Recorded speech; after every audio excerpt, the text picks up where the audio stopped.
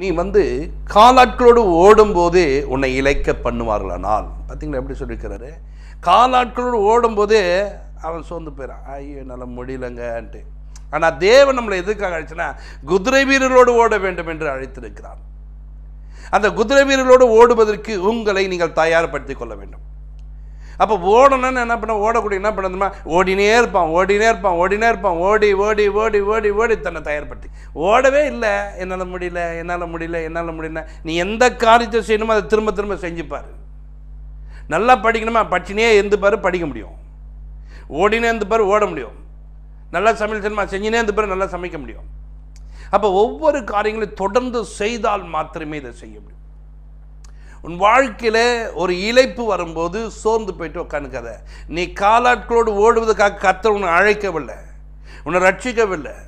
நீ குதிரை வீரர்களோடு ஓடுவதற்காக கர்த்தர் உன்னை